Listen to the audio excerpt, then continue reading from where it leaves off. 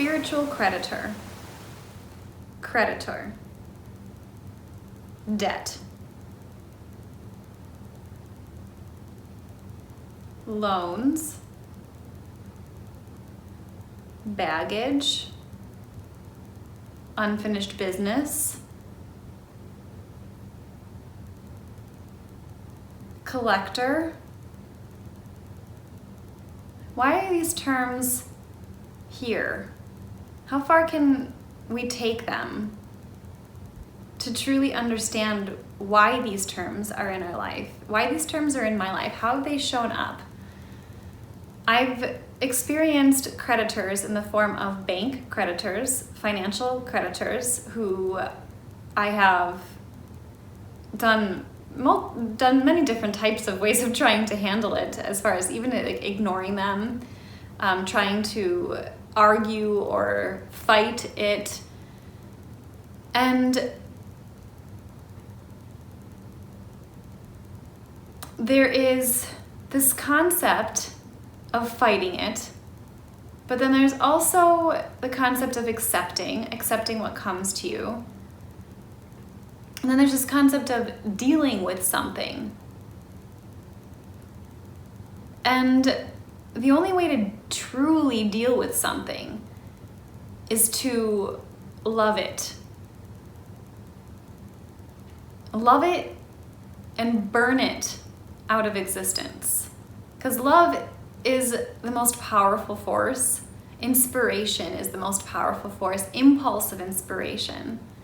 There's a movie called Stardust where this old witch, this old hag, is trying to kill these two lovers, and the one girl is a star.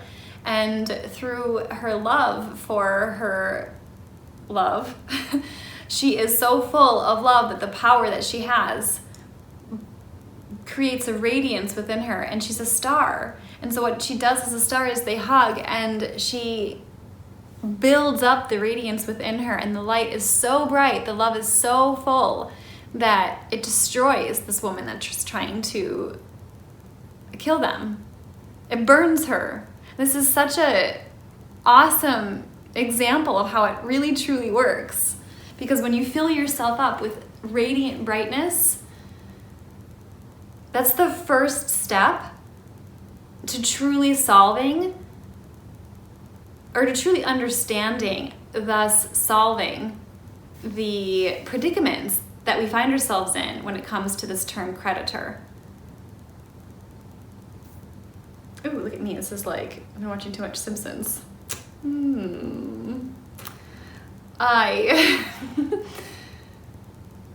have been exploring this topic of creditor and spiritual creditor a lot recently, because it's really been coming up in my life. And me being what I would consider myself a spiritual creditor, and then also having a creditee, somebody who is a creditor to me. And what happens when I ignore them, or I try to push them away, or I try to not deal with them. And it might have just been because how many years ago I didn't know how to deal with them.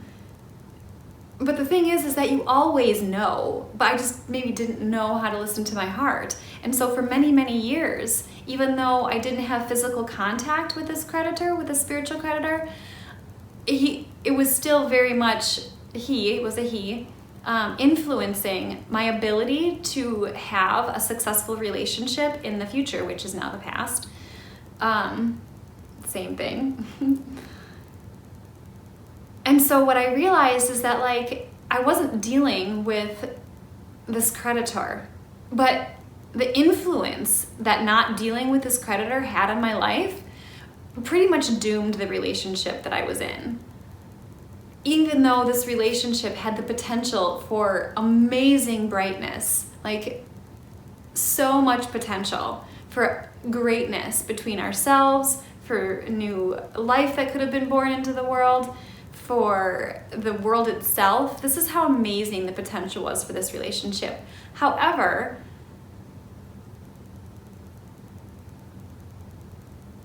I entered into the relationship with some serious baggage.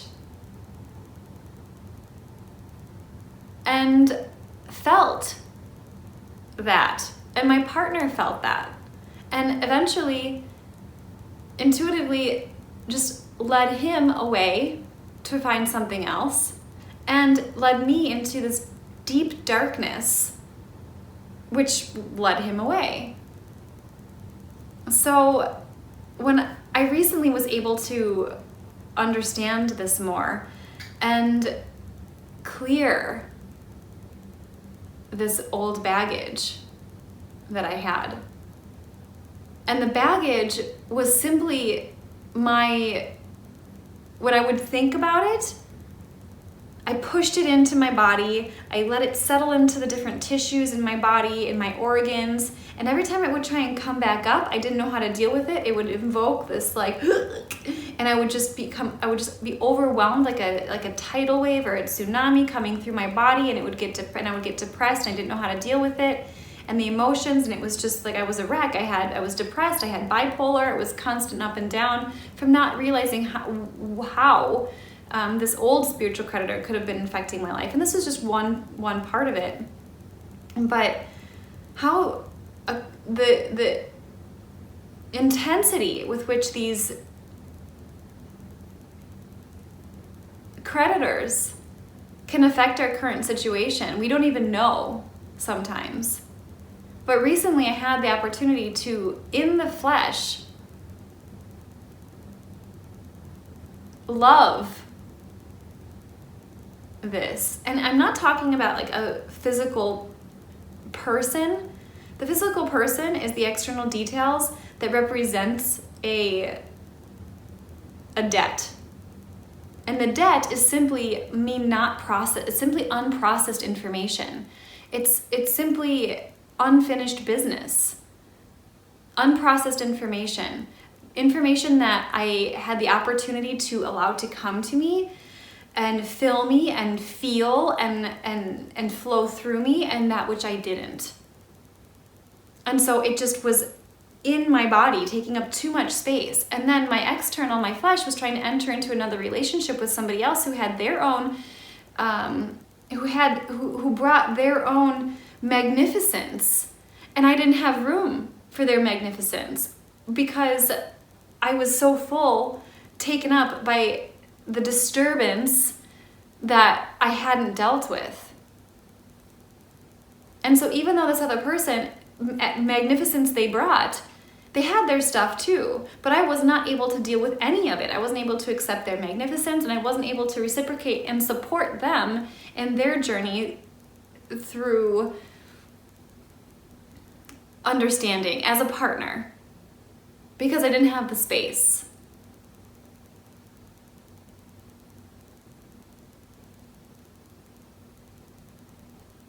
And I've recently gotten to clear, as I said, this old baggage because I knew in my heart what I needed to do. I knew I needed to love. I knew I needed to allow this disturbance, and these are feelings. These are just dark forces that manifest themselves in different external details, as people, as earthquakes, as volcanic eruptions, as war, as killings, as things that we would find evil and bad, and are evil and bad because they are the result of us, of malicious feelings that do not bring life.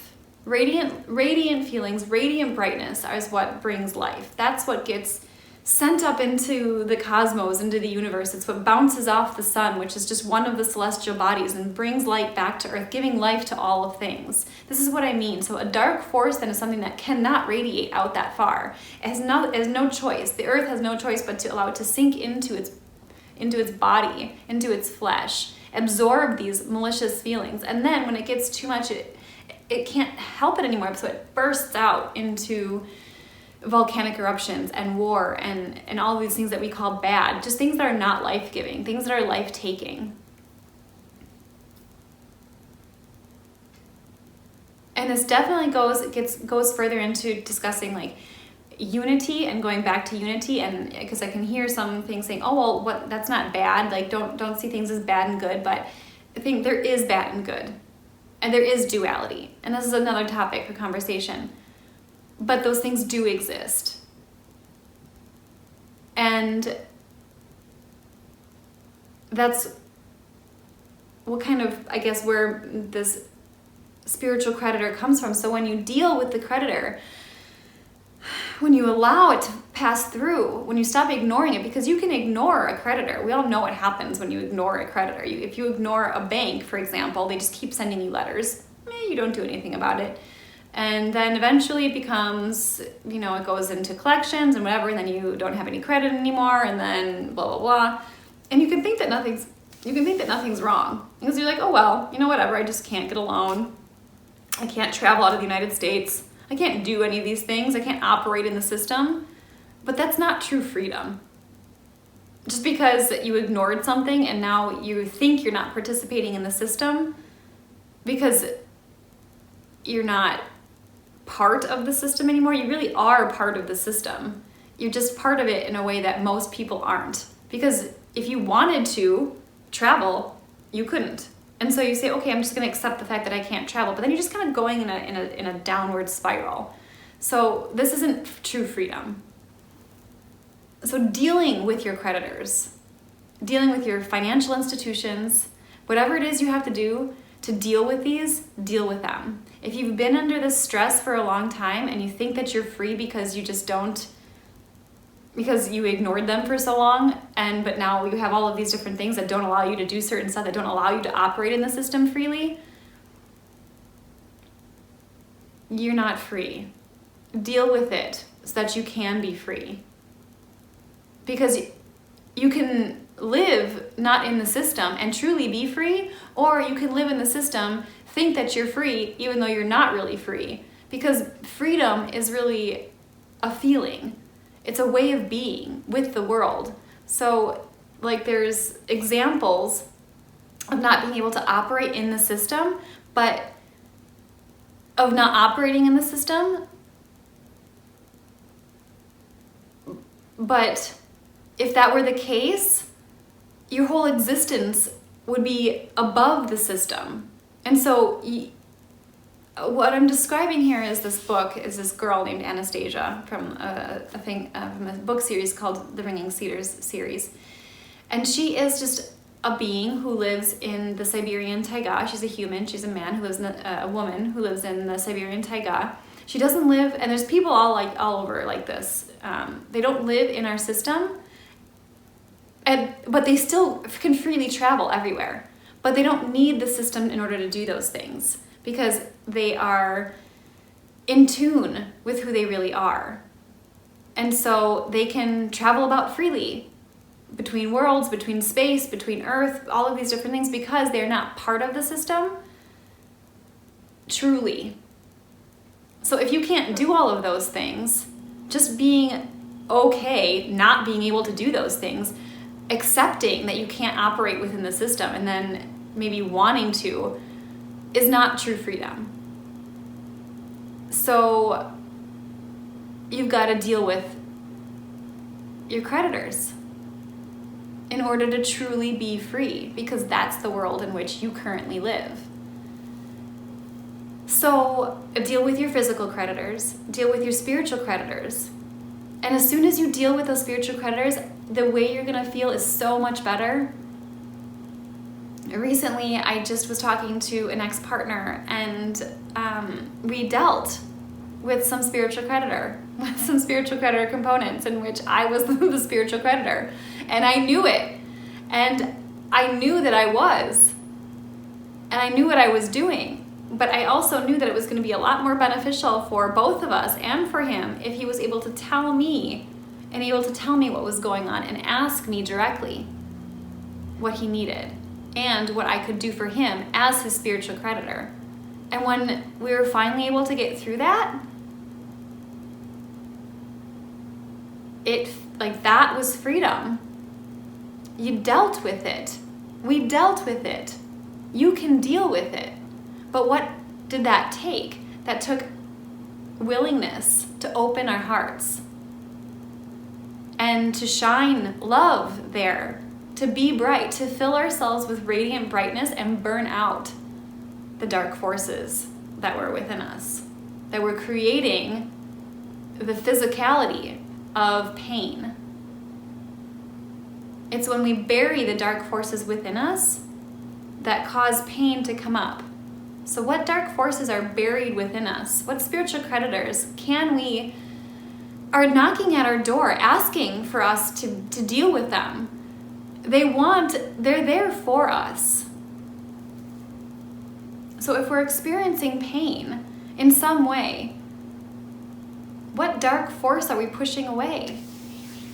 And how can we open ourselves up, open our hearts up to be a space of unconditional love for this dark force to pass through? This goes beyond acceptance. This is adapting. Because acceptance to me is more just accepting the way things are. But to me, that's not true, genuine transformation. Adapting from one point to the next is true, genuine transformation. So who are your spiritual creditors? Who are your financial creditors? Who are your physical creditors? How can you fill yourself up with radiant brightness and deal with them? So that the radiant brightness just vanquishes the dark forces that are causing the pain and the disruptions and the disruption and the disturbances.